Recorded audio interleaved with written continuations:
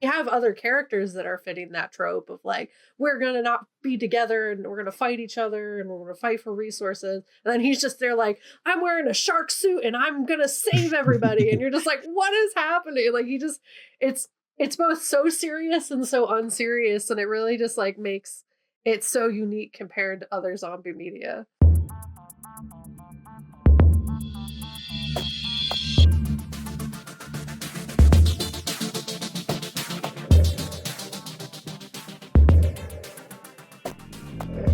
Hi, I'm Kat. And I'm Gabe. And we're the Ghouls Next Door. Talking about spooky stuff. As we do, except it's like extra because we're here with friends. Yes, and because it is that spooky time of year, we are the media literacy show from a horror lens where we explore the real life, historical, psychological, societal influences behind our cinematic fears and going through our zombie or When the Dead Don't Die series. We are covering specifically the anime. This is a story that has a manga, an anime, and a live action. Mm-hmm. I haven't seen the live action yet. I don't have opinions on it. Yeah, I have not seen the live action yet either. And yeah, I haven't read the manga either. But we brought in guests, or bringing in guests, who might have things to contribute in that world. Yeah, arguably experts in the field of reading manga. And watching anime. Favorite pastimes. Yeah, it's almost like we met and fell in love with them on an anime themed episode of the Black Tribbles, and then an anime themed event.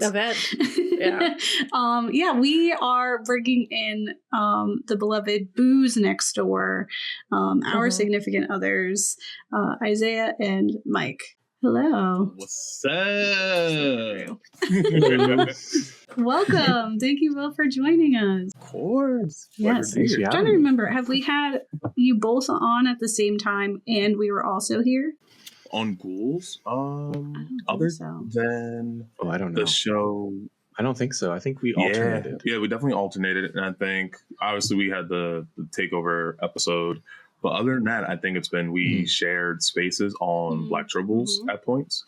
I think a couple times there. So this will be our first time with both of you hanging out with us, chatting up things. Special. Which is really exciting. Yeah, well, as always, folks, make sure to listen and check out some of the previous episodes that we've had with our beloved Booze, who we've talked about Dune, talked about the Spice. We've talked about Dragon Ball Z. and we bring in the actually experts. Horrific in the Right, we bring in the experts when we need them. Yeah. And for this one, Evangelion, yes. Legit. And then you all talked about monstrous men together without us. Yeah. Yes. Yeah, I would love, why don't we start in explaining to our guests, or not our guests, our listeners who maybe are unfamiliar with you both, why we would possibly bring you on to talk about anime specifically. Sure. I watch a lot of anime. Not as much as I used to, but I read manga a lot. And for this series, specifically, I was following the manga before the anime came out. So I was into it before it was cool. Of course. It's pretty neat. You often are. No, but yeah, we're it's just a really good series that we that I've been following for quite a while. So I'm glad you're covering it. And then similar to Mike, I was also reading the manga before it, blew up and became an anime. It's one of those kind of games I like to play. Like I do dive into a new manga and read it, and within the first couple of chapters, I kind of know if it's going to be a hit or not. And with ZOM100, after chapter 1, I just put it down. I was like, I can just let this build because this will be a success. So I'm good. I don't need to play this game any further. But then I was like, dang, it's so good. I'm just going to continue to read it a little bit more. And then I read up to where the anime is. Other than that, what's up? Boo Next Door, who has been on several podcasts, who has an anime podcast of their own that right now, is currently working its way back. Don't worry. You know me there as Senpai Savage on Zenkai Station. And for those who may have seen me on a show known as the Black Tribbles, I was with them for quite a while, known me there as the Super Saiyan Tribble, talking about all things geek and pop culture there. So I have a good reel of experience when it comes to pop culture and anime. It's kind of my thing. Yes. Yeah, which is why you are here. I think, when we approach this zombie series, we wanted to cover some really different things, and I think we really have. Like, we 28 years later, being a sequel to a beloved film in the subgenre so many years later, like 22 years later, and then we covered All of Us Are Dead, which is like teenagers dealing with zombies, and that's like the like, and it's South Korean, and so that's really important. And so I think having like an animated story here is helpful in kind of showing like how diverse zombie stories can get. But also on top of that, like ZOM100, like as oversaturated as the subgenre is and oversaturated this piece is in color, it's also telling like a very unique story. Like, I mean, we've kind of done, where you take life for granted and we waste our life YOLO, nothing like the end of the world to really put things into perspective. But this does it in such like a heartwarming way. It's comical, it's entertaining. The guy is super charming, but you also really feel for him. But I would say, like, in our current kind of like apocalypse world that we live in, that idea of like, oh, can the aliens just come, or can the zombies happen just so I don't have to go to work tomorrow, is like almost a constant. Just waiting for Godzilla to roar over the horizon. It's like, very like millennial dread, like to a T. Yeah. It's like, where are the aliens? Tell them to come and destroy our leaders. Why are they waiting? Yeah, every time they're like, oh, there's a meteor, it's coming, it's really close. I'm like, okay. Come on over. Go. I'm ready. It's like the Hillary Duff text. Yeah. It's like, LOL. LOL. Yeah. LOL.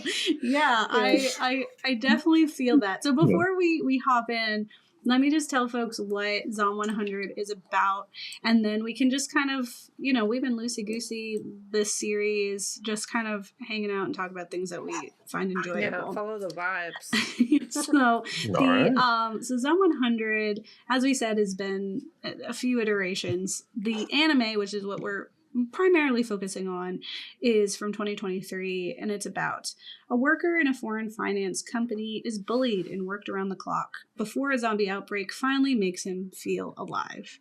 And like you were saying, Zay, like the that first episode, like the first piece that you would see where he's just like working to the bone. And he has that moment of realization when there's like zombies like shuffling, and he does the first instinct of like, oh crap, zombies, I have to run, I have to survive. And then he's like, I gotta get to work, and he's like, wait, I don't have to get to work. And then it changes the whole thing, and I think that is like so refreshing and entertaining as a way to like kind of set a tone for like, we're good, this is gonna be fun. It's like, dang, it took the zombie apocalypse to just be like, oh my god, I'm free. Oh, yes.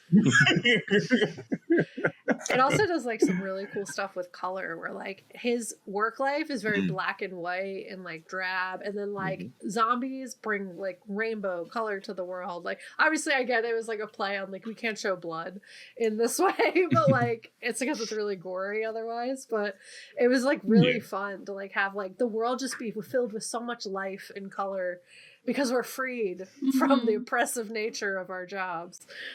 We don't have to pay our bills, and we can just get beer in the middle of the day. Not that we should be encouraging that, but like, just go get some convenience store food and watch movies and play video games and hang out with their friends if they're still alive. Right. Yeah. He does do that. He forgets about people. And it's like, he's like, oops. Episode 6, he's like, I hope my parents are alive. Yeah, it takes them a while to like remember. But I feel like that's kind of part of it though, right? Like he was when we started, he just recently graduated university, and then he gets a quote unquote dream job in a production company, and he works himself to the bone for 3 years. Zombie apocalypse happened, and it's just like, oh, okay, I'm finally free. I can do what I want to do. And sometimes when you finally have that moment of freedom, it's like, I'm just gonna like do me for like a hot second, and then I'll come back. So then, like by episode 6, he's like, "Oh yeah, I got parents." Yeah, there's like more going on here. It's like, oh yeah, my bad. I hope they're good. Yeah. And I think like American work culture is definitely super toxic. Like we have like our grind culture, and we've definitely rebranded workaholics to be like what people aspire to do. Like we say, we do not aspire to labor, so we don't have dream jobs. Right? But like America definitely has that like capitalist mindset of like you are your job, and it's expected to like work overtime. And there's been like a shift, I would say, like I think since honestly 2020 really changed a lot of that perspective. It forced a lot of us to slow down and consider like what effort I like my kids, like need to do. Like we can actually do stuff at home. Like it had us like reconsider what that work-life balance is. And I remember I was working crazy and nonstop, and after 2020 I was like, why? How? First, how did I do that? Second, why? And third, I don't need to be doing that. And so it really helped me perspective. But I know, like, as terrible as it is as a work culture here in America, in Japan it is like a whole different beast. And Mike, you worked and lived in Japan for a while. Do you want to talk a bit about your experience and what you heard from like coworkers and other folks? Yeah, I mean, essentially it was. The culture was very different because there's when it comes to work, I mean, it still has like this, because the American version of like rise and grind is more about like like personal, like how much can I get done so I can help myself. Whereas at least in the company where I worked, I was an English teacher. It was very much more like you can't really leave until like the boss leaves.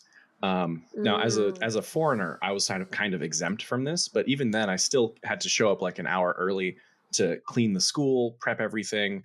And then I'd have to stay like an hour late to prep everything for the next day. And that was kind of like a point of tension, was like our differences and opinions on that. A lot of my students, would have stories about like, they would have, a vacation planned with their family. They planned it a few months in advance. My one student, he lived away from his family for work, which is a pretty common thing. You'd have, your spouse and your kid would stay in one location so that like the kid could, maintain social connections at school or stay in the same school. Whereas like the other parent would, travel for work if it came up. So he lived alone in an apartment there, and he had like a trip to visit his family. And like one day he came in and he's like, I'm disappointed. I had to cancel my trip because my boss needs me to work. And like, that was it. Like no pushback, no anything like that. So like, the interactions I had sort of showed that there was like this, like reluctance for putting yourself first, which, is like a very different take on it. 'Cause it's not like rise and grind. It's more like, this is what's expected of me, and this is how I can best contribute. And like speaking up and like, that's not as common, at least in the, with the people that I was speaking to about it. Yeah, we're even seeing that in the show, like in those first episodes where we see him, like his first day, it's overnight. Like he's there, and it's like everybody is there. It's not just one person. It's like bosses, everyone, every level is there, and it's like expected. You're sleeping there, or he often was like, I'm getting the last train, and it's like, oh, he didn't get the last train, so he's stuck here. And like that is it's so expected, and especially for him being a new person in that in that company, like of course he can't say anything, but like I think it's really interesting even to see some of those cultural differences like in one of the first episodes when he goes to like see the lady that he had a crush on, his coworker, who's like, he's like, oh, even if she is a side chick to the boss, it's like, if that's what you think was happening, that she was you know wholeheartedly, willingly engaging with this man to be a side chick and not like I was like, bro, you don't got an HR department at all, huh? But when he sees the boss and he's just like, I'm quitting, and he's like, formally quitting in his way. But he, even in that sentence of like, you treated me terribly, he's like, but you were a mentor, you know, like, and so respectfully, there's still respect given. I have to let you go. And it's like, clearly this man is a monster. Like he's, you know, before the zombie, he was a monster, right? He was a predator. And he was harmful and all that, and he's still just like, no, respectfully, and then like, you know, pushes him out a window. But which is such a good with love. Like, yeah, respect, respect, buddy. Thank you so much. I learned, I learned a lot. Thank you.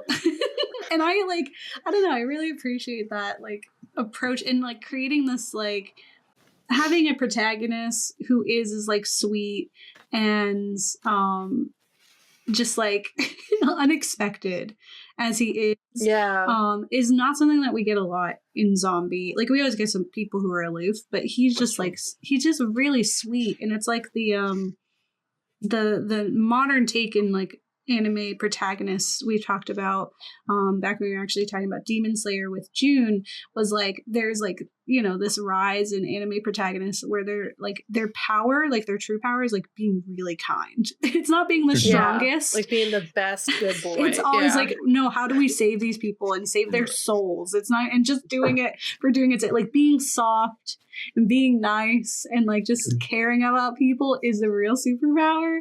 And I'm just like loving that.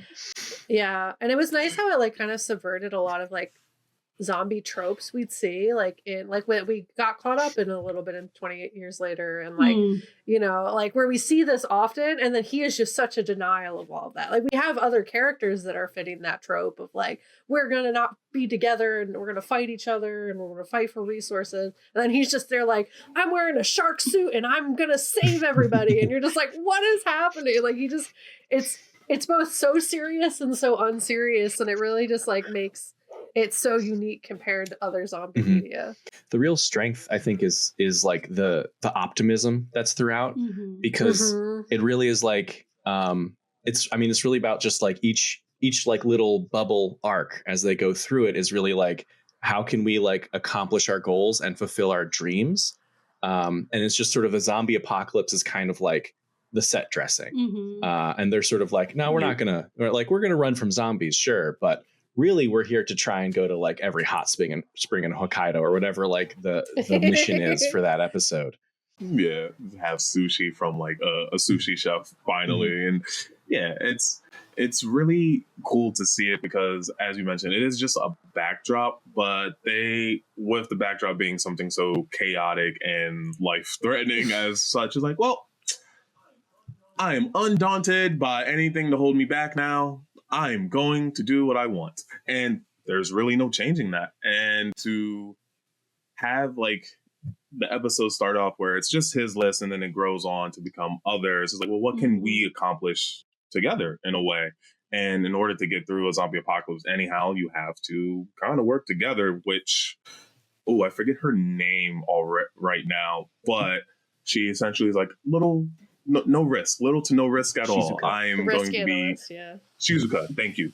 So with all of her risk analyst, quirks, that she slowly becomes, well, I would say more, like less daunted by everything that was holding her back, whether it was her father that literally chained her with all of his pretty oppressive rules, and society overall with trying to be a high-level business person, and then obviously, Japanese society overall, and then to meet our main character, and he's like, he's a little different.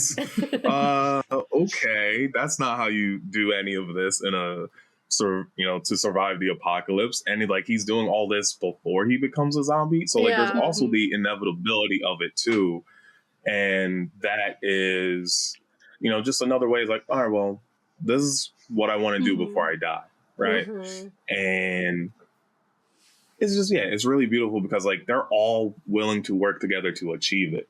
And it's cool to see their change over time because like he is, I would say, a character that is empathetic, kind of shines like a sun, and it helps to illuminate everyone around him. Yeah. Yeah. So, I, you know, kind of uplifting what you all are saying with it, like with the idea of the set dressing, like often, like, and we've talked about this even in our 28 Years Later episode and other times, like apocalypses or zombie situations are often just like this catalyst and it's like background noise to tell this other story. And usually the story is just like, what do people do when our systems are gone, right? Like, how do we rise up or fall? How do, like, are we good people? Are we bad people? Like, it becomes this whole social experiment where the zombies really become like background fodder. It's just like, yeah, that happens and that's something to consider, but it's like we learn to just live with it. And so, you know, when we're talking about 28 Years Later, there's like this difference in where they had this little community and it was still very kind of like, as quaint as it was also still pretty violent. Like, it's still like celebrated violence in this very specific form of strength and resiliency that was actually quite harmful to like the growth of this boy. And so like in this, we have that background fodder and it is this catalyst, and instead of like having it be, oh, we become these like strong, like almost like negative like The Walking Dead or any of those ones where we get like corrupted in some way. Instead it's like everyone becomes stronger internally and emotionally, spiritually, like, and as a community, and we're able to like drop some of those societal things instead of it working against us, like where we lose society and then we lose all sense. Instead it's like we lost society and we actually like gained community. Like we were able to actually strip it down to the bare like minimum of what we need, and now we could just kind of do a little bit of whimsy. We can just like enjoy life, enjoy each other, and I think that's really exciting and just honestly different than what you get usually in a zombie piece. And I like that it like models that, like, even if there is outliers to that, or like we do have villains in the plot who pop up that like either were from the before time of before zombies or like are just like new people that are problematic, they get their asses kicked. You know what I mean? Like, and they get taught a lesson that like shows them the error of their ways and how like we don't need to be cruel to each other anymore. We don't need to have this kind of society in a way that like you don't get from Negan in The Walking Dead. You know what I mean? Like, they get taught their lesson pretty quickly, like, and like without them actually destroying the community that was already there. So it's like it's a lot more positive. And with all the depression that we have been consuming, and just the reality of the it's been really ZOM100. Like, one, it's just like a nice reminder to be like, okay, when but now, like just go do, and then also just like, what a fun time that we could be having if we embrace more whimsy within the awful. Because like it's always going to be something. It's always going to be the zombie apocalypse. So like if you want to go do something weird, go do it. Because like when you could be a zombie tomorrow, you know? But maybe keep your clothes on. No. Keep your clothes on. Don't eat udon. I mean, sometimes don't eat udon with your butt. I would agree. That's not the message to take away there at all. He's a weirdo, but he's like, fun. He's a weirdo. Yes. I'm glad he's going to live this dream. Oh, man. But I was gonna just mention, it's like, well, because like timing's everything. I think a lot of people always believe we have more time than we do, right? And the movie came out during the pandemic. Literally, we have a virus that's going around and it's impacting the world. There's a zombie apocalypse for which we know in that show is impacting the world, and yet you see a rise of people during the pandemic and in the show try and actually revitalize themselves. People are getting healthier despite a lot of things, like, and I mean healthier in that like more people are working out at home, more people are taking care of their mental health for once. People are rediscovering themselves by learning new hobbies or picking up old hobbies. And that's kind of the beauty of it, is that like, even when everything is pretty much going to hell in a handbasket, that's like, you know what? I can still do this like one thing and that might help me. All right, I can do that one thing and then like I can do this other thing too. And it becomes like a good snowball effect. Yeah. Deprogram us from the Matrix. De-zombify our lives. Unplug. Yeah. Unplug. Yeah, he was already a zombie. Yeah. Yeah, in the outro they have the zombies like on their phones, like having like, and like they're doing like the TikTok dances. So it's just like, it is kind of funny, like we are already zombies in our day-to-day lives. Yeah, like I was trying to find other versions of zombification, because like them on their phones looking like, oh yeah, that's one way to be a zombie. You're just glued to your phone all the time. A lot. Yeah, the doom scroll. It's very real. Literal brain rot. This show, I really love it, enjoy it, because so before we even hopped onto the pod, I was already like thinking to myself, I'm like, yo, what does freedom look like for me, right? Like, what does freedom look like for like those that like I, am really close with and love dearly? And like just watching the show is like, oh, okay, so this is what freedom is like for, this character and for that character. And it is, and we've been, I've been saying, a lot, we've been all sharing in that, like, it's good to see that he's trying to obviously overcome a whole lot, but like rediscover himself. But the sheer fact that it takes something incredibly dramatic to remind you, whether it's a zombie apocalypse, whether it's a horrible black business, whether it is maybe just, horrible bosses, living circumstances, health conditions, things like that, that there's still something within you that does want to be free and to help express and share yourself with the world. And I find a lot of beauty in that like they're able to take that chance and that opportunity to be free in a way. You mentioned the antagonist, right? Yeah. So if our main character is a son, the other one's nearly black as night, right? The one that has pretty much the bad things that they want to do before turning into a zombie. Him and that the anti-list. I was watching it. Yes, the anti-list, right?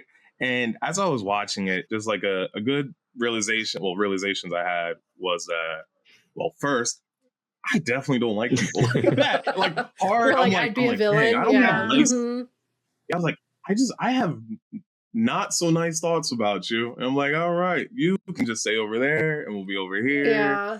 But then as it started to unfold and we're learning more about them and literally their folly can all relate to like one of the 7 deadly sins, right? Like the big dude with the braided pigtails. His folly simply was sloth. Well, no, sorry, greed and a little bit of lust. Whole lot of lust, actually. Yeah, it was greed and lust. He wanted. Sorry, I'm gonna backtrack. The other person, he was sloth and lust. The husband with his family, 100% sloth, and the woman with the glasses, she had pride, and then our main evildoer, per se, he was envy. And a lot of it really boils down to is like, well, there's those who will still go through stuff and maybe something inside of them still is screaming for them to overcome. And there's others who will succumb. And unfortunately for all of them, it was their own folly that did do them in, because spoiler alert for anyone who hasn't seen it yet. So just spoilers, like the last 3 episodes. Yeah. Just letting you know now, spoilers. Hey, last chance. Spoilers. They don't make it. And they don't make it because of their folly. The ringleader, all he had to do several years ago was just actually reach out and just maybe give talking to Akira a chance. And maybe they'd be friends.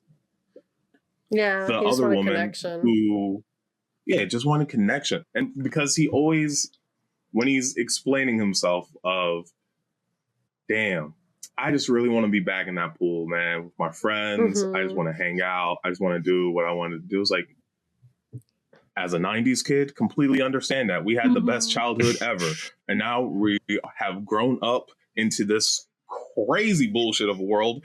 But we be trying our best, man. Sometimes we reconnect over old hobbies from the past. It is wild to go from pool to I want to burn down a village and feed them all to zombies. Saved me and took me in. Yeah. But I digress. The point sorry. This is like a really wide... No, the point I'm trying to make is like, if they got out of themselves enough to just reach out to one other person, they would be okay. And that's simply as if the husband listened to his wife, like actually listened. He has never listened at all, it seems. Classic husband. If the guy, you know what I'm saying? Not ours. What'd you say? No. Not ours. Ours are great. If that woman only took an opportunity to see things from someone else's point of view instead of just projecting her own. If the big guy actually took some accountability and was like, okay, maybe I need to really change something, right? It's not luck, it's like my actions. Exactly. Yeah. Like, all of them are only just one connection away. And when we have Akira as that person that literally could be like that bonding agent to help one another, and how we see that help begets more help. And because with the I think the episode before, the tree builder, even just being there to help him out, finish the tree house, and listening to his stories, one that later on helps out, because then he's like, oh, I heard everything from across. I literally built a bridge in time for you guys to make it on this side. Obviously helping out the weeb, hilarious character, full on otaku, right?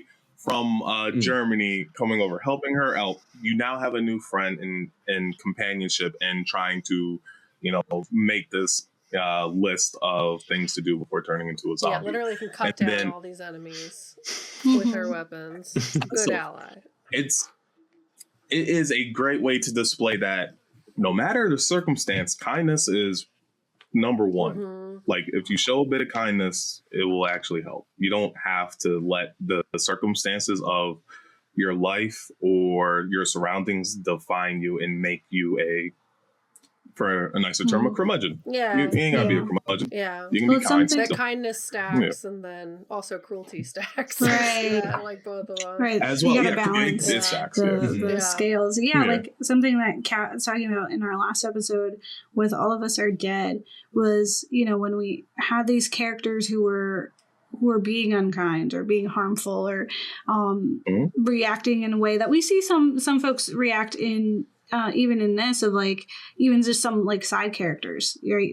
People who are like pushing other people in the way so that they can get to safety, but they get theirs, like in All of Us Are Dead, all of those people who in some way contributed to the death or harm of another person, like eventually saw like their comeuppance, and that right, karma be karmaing sometimes. And I think it is like our lived experiences and the way that like we move through the world is going to affect how we would probably react to something as crazy as like a zombie apocalypse, right? And he, Akira being such a unique person, like at least offers to some people a new perspective or something that maybe never would have occurred to them otherwise. Like, I don't imagine it's a typical thing. People wake up and there's a zombie apocalypse and they're like, oh, what 100 things do I want to do, Yeah, they're usually like just stuck in trauma loop of just like, where are my parents and my friends and everyone's dead. I mean, one of his main strengths is that he like just accepts that, oh yeah, someday I'm going to become a zombie. Yeah. Here's what I want to do before that happens. Like, he accepts the situation and then moves on from it. Whereas most people in most zombie media is like, how do we survive? Like, they're focusing just on like, keeping themselves alive, whereas Akira is focusing on like thriving in that situation and like what can he do before this thing that happens that, I mean, it's probably going to happen. Which is kind of like just an inevitability. Yeah. I mean, it's kind of an inevitability anyway, because like that's what the bucket list idea is like these things that are going to happen, like you're going to die. What do you want to accomplish before that happens without work holding you back? Right. I do think like, you know, people often say like life is short, which it is, but it's also, I always say it is the longest thing you'll ever do. So it's like you have to think about that too, right? Like this is all the time you have, and you're gonna get what you get. And so I think living in the present, living in the now, and having almost like this positive fatalistic view where it's just like the one thing we all do is die. Each and every one of us, that's the one thing we all have in common, is that one day we will die. And so it's how are you living your life now? How are you living today? What are you taking for granted, or what can we do? How can we bring joy and make it so that our time here is worth it? And for some people, like you get so caught up in like the past, right? You get so caught up in injustices to you, or what you might perceive as injustices to you, unfairness, right? Like, you know, you just get caught up in what had been. And so you can't see, you know, the forest for the trees, or you're too caught up in the future, right? You're worrying about that inevitability. Like, now I'm also forgetting her name, but the risk analysis. Shizuka. Thank you. And how she also was like that. She's like, how can you two are thinking about being like what you want to do before you become a zombie. I'm thinking about, I don't ever want to be a zombie.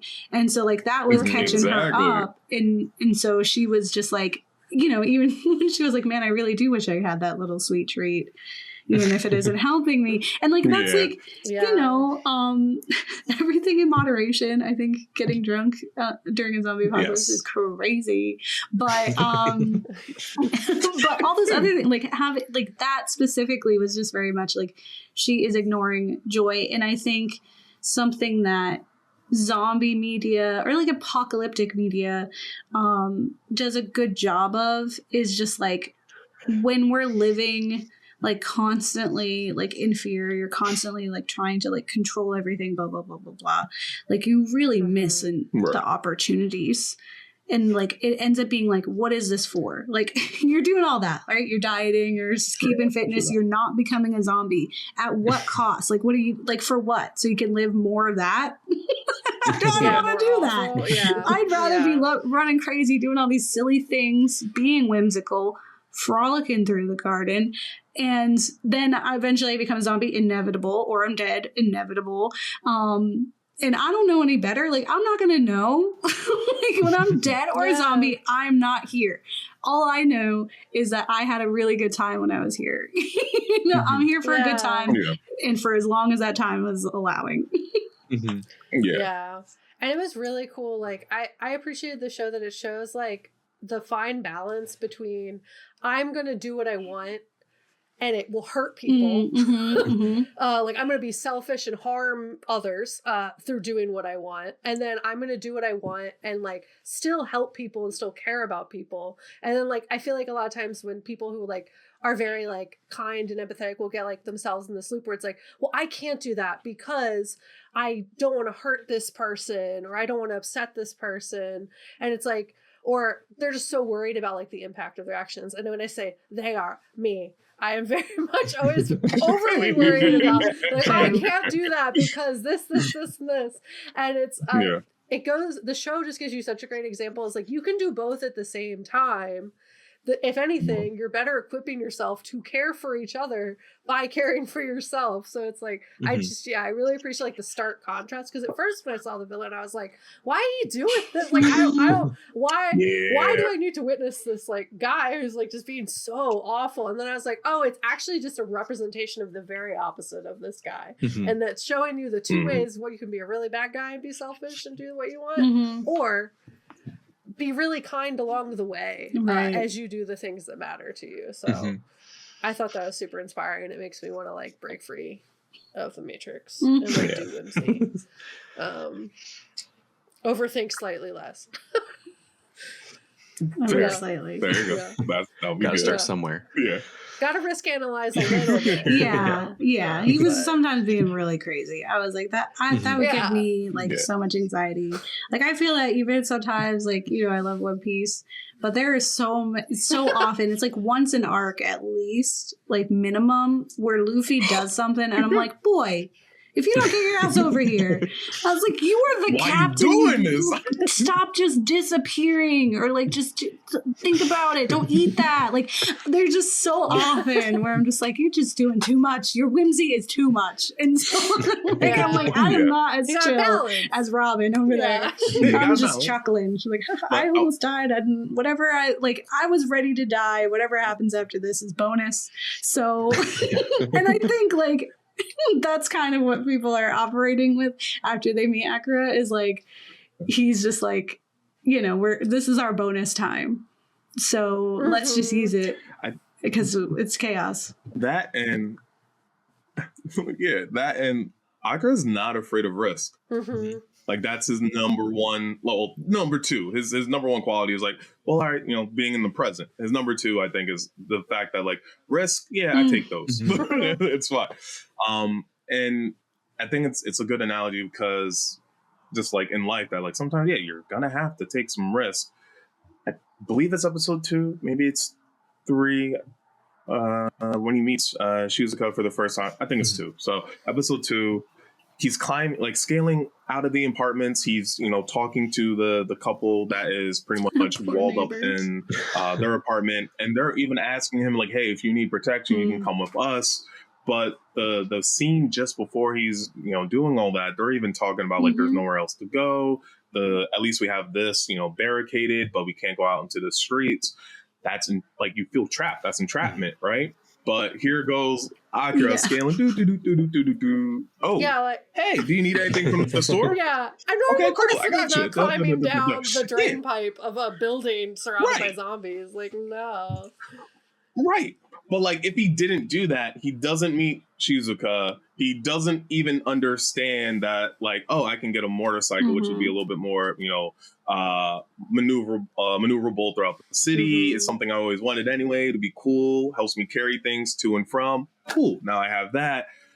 And as he's climbing back up to his apartment, it also lets you know that, like, even if you take the safest route, you can still, you know, end up not where you want to. So you might as well go down the drain pipe and try. Right. Try is a big thing. Like, they encounter so often people who are trapped or who are like kind of giving up and just waiting to be like saved. And he is just often like, no, just go. Just go. Like, what's the worst that can happen? He's gonna zombie? Okay, you don't know. Like, either way, you're like, basically give it a shot. It's like a minute, like, under you the know? oppression of this guy, or you're trapped in your house. Right. Or, you're already there. It's just like now. Yeah. What's the worst that can happen? Yes. It's like, you might as well just go for it. Yeah. Just go for it, see what happens. Like, it really is the old adage of, hey, look, shoot for a star. You know, if you miss, you hit a moon. Miss that, you got a cloud. It's cool. Yeah. Just try. Yeah. There's advice for survival situations is also similar to that, where it's like the people who fail to survive are the ones who are panicking, you know, thinking about like what might happen. And whereas like, you don't know what's going to happen, but making any decision is better than not making a decision at all. So oftentimes just like focusing on the present, focusing on, you know, getting your needs filled. Like Akira's thing was just like, oh, I've got to go to the store and get more beer, or I forget exactly, but like, just like keep like staying present. It was weird. Beer. Staying present is often like what helps people stay calm in those types of situations. Is like, you don't worry about like what might happen, because you know, you got to just make a decision. It could be the wrong one, but you know, it's better than being paralyzed. Right. Yeah. It's often the advice that they'll give you if you have ADHD, and they're just like, make it into smaller steps and just do one thing at a time. And it's like, yes. Yeah, like get beer, and he's obviously also going to get his food, you know? And it's like, get this, and he's also going to get his friends. He almost died in that situation. But like, I agree. I think it is that perspective. Like, if you're panicking, if you're flailing, you know, it's also harder for people to save you too. You know, when you think about people who are like drowning and things like that, like we can't, we can't swim for both of us, you know, like you gotta like get it together. Yeah. But I think like something I found like watching it is some of the themes and situations actually reminded me a lot of Alice in Borderlands. In like very similar of like, you know, we have these like not mediocre, but like misunderstood, you know, unlikely heroes, like average Joes. Some of the social situations and like hierarchies and expectations are also really embedded in it. I think of like the one woman in Alice in Borderlands who did sleep her way to the top, and then she was very much like trying to do whatever it took to win. And in that episode right? 4. And it's like that show is such like a dark version of like this apocalypse kind of situation. It's so depressing and like heartbreaking. Some of the saddest things I've ever seen.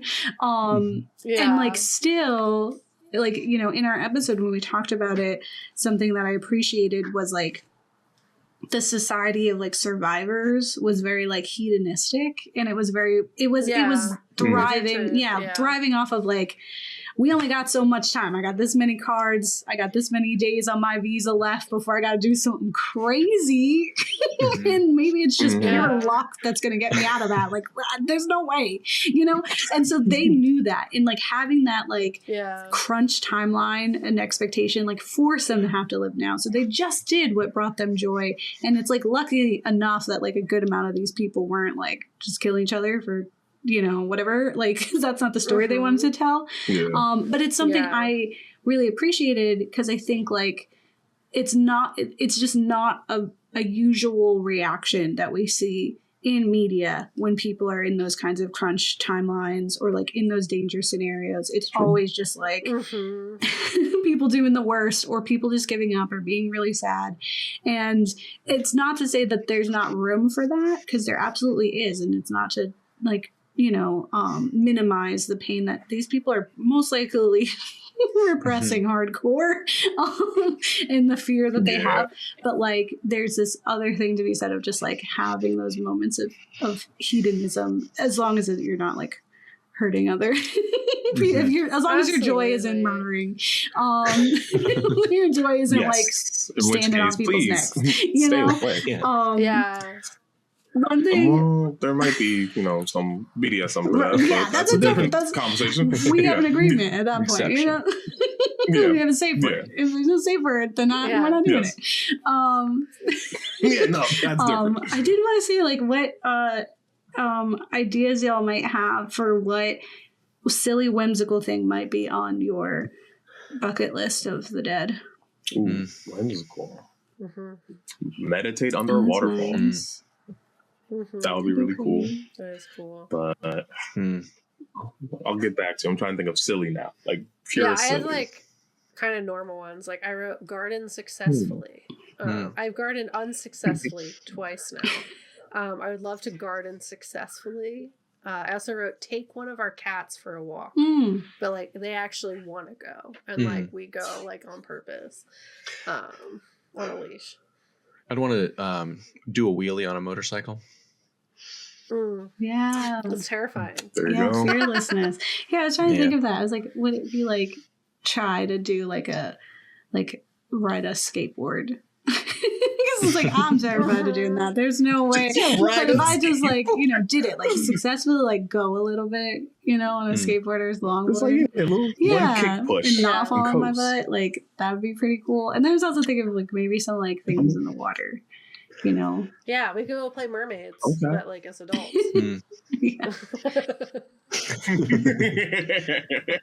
Play mermaids. That's whimsical. It is. It's a weird thing to want to do, but it's fun. You would have fun pretending you were a mermaid in a pool. I'm just letting you know. I'd want to try and restore an old car from the 80s. Ooh. Get it working again. True. Okay. I want to forge a family heirloom. Nice. Ooh. Yeah. Forging anything I think would be cool. Yeah, that'd be rad as heck. Yeah. Y'all should just learn to blacksmith. I know some spots. I've been looking. So, Yeah, honestly, a bunch. I would do so many crafts. I would figure. I'd be like, let's do some pottery. Let's do this. Like, I'd have unlimited access to like a kiln. Yeah. Like making all our glassware. You know those videos where like a guy or like a random person like builds a house out of forest? You know what I'm saying? Oh, like where they dig a hole and they like figure out how to make a stove in it, and then like they build like a whole little structure. I would love to do that. Out of just like random forest items. I think similarly to the friend, like I've always secretly wanted to try to do stand up. So like, you know, my little colony of survivors, we have like a talent night. Secretly wanted to do stand up. I think Kencho's version is closer to burlesque than stand up, but I still think it's a good idea. That's true. He's getting naked too much. Yeah, burlesque plus stand up. ¿Por qué no los dos for me? I would do both. Hey. Shout out to his back muscles though. I gotta admire him, bro. Like good pose. That's like a mini All Might. I was like, dang dog, the lat spread was crazy. I was not expecting him. The first time you see Akira is like ripped as hell. Also, is like, oh, okay, I played rugby all through college. Rugby. Yes, and it just never went away. It never went away. I mean, because he's like, all he ate was cup noodles. When you're 23, it doesn't go away as fast. That's true. That's super fair. No, it stays with you. That's true. He was just sitting all day. It's a little, I did like that. Like he was secretly that. I still stand by that if a zombie apocalypse breaks out, just like leave me. Just leave me behind. I'm not. I don't want to. I'm just letting you know. Please don't. We're gonna go have fun. My survival instinct's too high. I'll find y'all. We're gonna leave the city with all our animals. Right. Yeah.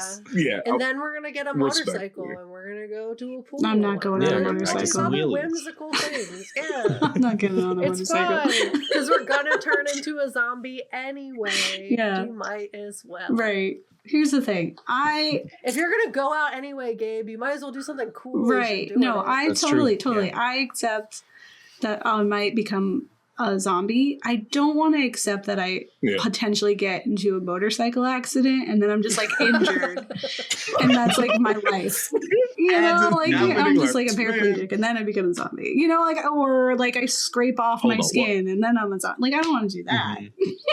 Like, what if it's a 4-wheeler though? You know, you got a little, more traction, you have more stability. With you guys. Okay. Yeah, you can pop a wheelie in 4-wheelers. I don't need the wheelies. ATV. I like to be firmly on the ground. Sure. You gotta live a little. Come on. That's the thesis of the show. I'm trying to live a little more. By that point, you lived a lot. Like, I'm trying to not just live a little, I'm trying to live well. Live in good health. I know my limitations. And that's why I started with the skateboard, you know? Yeah. Fair. Sure. I mean, we could get you longboarding. I fall off of that. I twist an ankle. You know? Well, yeah, I mean, our knees already don't work. We might as well, you know? I knew somebody who got into a longboarding accident in San Francisco, and the hospital thought he was in a motorcycle accident. The skin rash was so bad. My. Okay. With the road rash. San Francisco. Well, now you ruined so the hills. No. Sorry to take that one off the list. Wow. No, anything's possible. But speaking of lists and whatnot, right? And obviously what the show is and how it grows from one person to many people trying to achieve their goals and stuff on the bucket list. As a little gift to us, I got us a little book that I do want us to actually fill in. Hey, 100 things, either individually or collectively, we would like to do before the world turns into an apocalypse. My husband is so stinking cute. Right? Arguably is an apocalypse, so there's no time like the present. Yeah. Right, so I think we could be writing stuff down and crossing them off. Like no time like now. We just write it down. Yeah, let's do it. Yeah. So go do some wheelies. That's sweet. Thank you. Y'all do some wheelies. I will witness and feel really stressed about it. Yeah. Fine. I'll just ask my do brother. some He's wheelies. done wheelies many times. Yeah, we'll cheer you on. There you And I'll make little acorn people out of sticks and acorns. Yes. Glue them together and make them have little seeds. Yes. So that's my whimsy of the day. Forging coming soon. That's been on my list actually. The start of the year, I'm like, I think I want to forge something. So we'll see. Yes. But yeah, so yeah, Kat and I will fill this in, and when I see y'all next, pass it on to you. We'll and keep it going. if we're all together and same, write in some stuff. See what we can fill out. Yes, that's so sweet and very thoughtful. Such a great idea. I think everyone should do that. Like as a like listeners out there, do it. Grab a little notebook, write some things down. Also, like tell us some stuff because maybe they're good ideas. Yeah, share. And shoot, we can add it to our bucket list. 100 is a lot. 100 is so much. He had like 30 by himself. I was like, yeah, I ain't gonna lie. I could probably do about like 35. That's good. I really have to think about it. But some are probably practical. Yeah. Not as whimsical. So I need more whimsy. Yeah, I'd have like a whole separate list of just the books I want to read. When I have ample amount of time and opportunity. I hope people tell us what their whimsy bucket lists are. But even some practical things. I'm sure there's like they have practical stuff as well. I just want to learn like 2 languages. Right. Like have a conversation in language. that's super valid. And I will say this, we don't have to wait for the apocalypse to do those things. If we're gonna learn anything from this boy, is that he was like, man, I waited too late. So you're saying I should move to the woods and then build a self-sustaining chicken and duck and farm. And we'll get there at some point. Tomorrow. It's inevitable. We'll get there at some point. I'm being worn down. That's what survived the apocalypse. There's like multiple things within there. Viewers, I'm being worn down. It's going to happen eventually. We'll just be the couple in the woods with some duckies and turtles and maybe some koi fish. Finally be able to get a dog. Things, some frogs. Yes. Yeah, whatever sparks your joy or whatever they say. If in 10 years, that's not where we are, I'll look back on this and be like, oh. Crazy. Remember you said, I was like, I'm already making friends with the deer of the neighborhood, so yeah. That's good. Living the dream. That's good. Any last thoughts or feelings about ZOM100 we want to share? Just genuinely, I think it's an amazing show that people really should add to their list to watch. It's a good show with action, good paced comedy, good pacing overall and storytelling. And its vibrant colors, I think, help, literally make it pop and will stay in the forefront of your mind and bring up a lot of good questions and hopefully maybe some answers to, life itself. Yeah. It's highly recommend picking up, watching the anime and then switching to the manga so you can catch up because I think there's like 79 chapters. It's not super long to read. Each chapter is longer than the average because it updates like once a month or something. But it really is like, it's super optimistic, the tone of it. It's super funny. The characters are very endearing, and you get really attached to the main crew as it grows throughout the series. No spoilers. They do go to space. It's pretty cool. They do the dad stream. Oh, that's crazy. Yeah. The Fast and That's what Furious. I wanted to do. I'm gonna cry when I read that chapter. Let's get it, because that's Yeah. you know what? That's on my bucket list That's somehow. what Octavia Butler wanted. Yeah. To go to space. No, that's great. I do want to see, like, I want to watch the live action. I'm always interested in to see like how I'm sure they it holds adapt up. things. And this will probably be a manga that I will read and I'll like keep going, and it won't be like Demon Slayer where I've made my own ending. Right. Where I stopped early and I said, okay, it's all good. We fixed it. Everyone's alive. It's fine. No one ever becomes My boy's alive. It's okay. That was me with All of Us Are Dead. I was like, nah, I'm cool. Forever. Episode 10, we done. Yeah. Log I you had off. to watch it and it was ow. Right. So. This one I could actually watch because I'll be like, or read. And I'll be like, oh, this is good. Yeah. That's awesome. Done forever. Woo. Well, thank you both for joining us and chatting about this really fun anime. And, I'm thinking like, as we're, creating these lists and thinking about things that we want to do, I think there's no better people we'd want to complete those tasks with than you. So thank you. Yeah. Much love. All hearts. The love hearts. We're being cheesy. Yeah. Everyone cringe at our millennials. Yeah. Ooh, they love each other. Gross. My life. They got love. Ball and chain. Well, this is gonna be awkward to say, but don't get married.